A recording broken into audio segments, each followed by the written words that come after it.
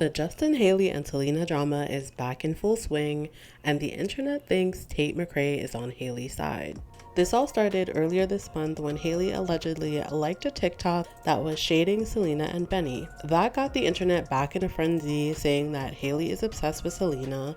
And then a few days later, a YouTube video by internet oddities got broken up into a 7-part series on TikTok.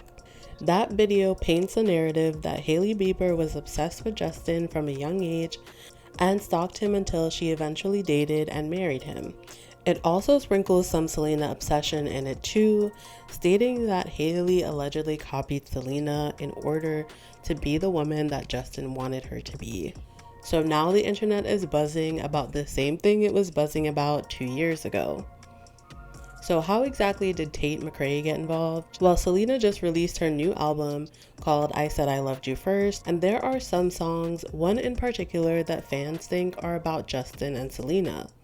And Tate seemingly responded to the lyrics on her IG story. Tate McRae just responded to Selena Gomez and Benny Blanco's new album in defense of her friends Justin Bieber and Hailey Bieber. Just 5 hours ago, she took to her Instagram story to write, "Crying is cool, trying is cool, nothing is embarrassing, live your life." And fans are alleging she's replying to this lyric on Selena's new song, How Does It Feel to Be Forgotten, where she says, "You're so embarrassing, go cry when no one's watching." People are not at all happy with Tate. She is getting a good amount of backlash, with people saying she barely has a career and to worry about herself.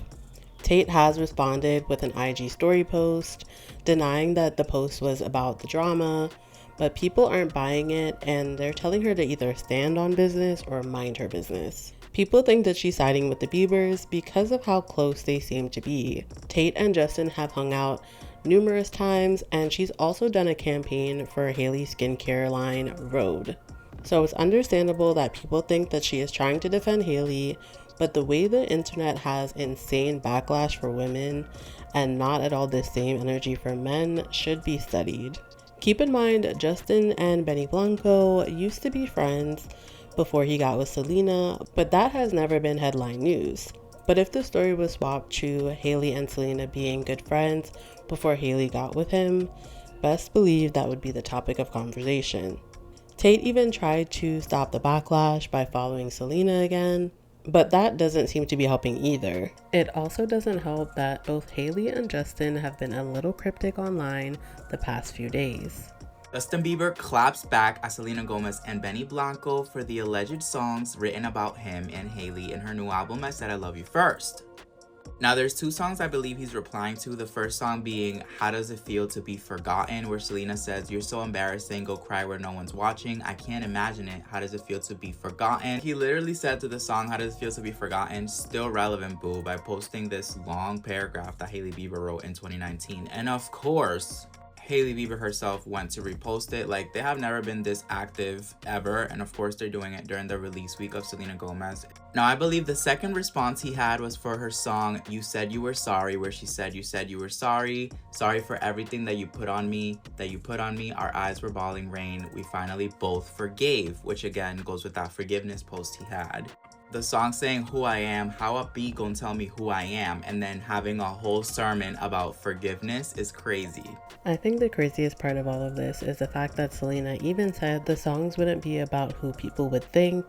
And now Selena has even said that she is going to be putting out a narration version explaining each song and what it means to her. So, there's a little album coming out, a little project saying it is called the Narration Edition of I Said I Love You First.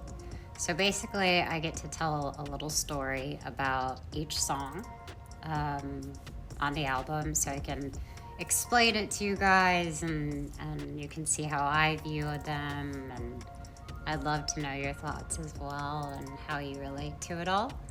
So I hope you guys check that out. It was really fun to be able to, I don't know, just talk to you guys, so, because I love you and I miss you.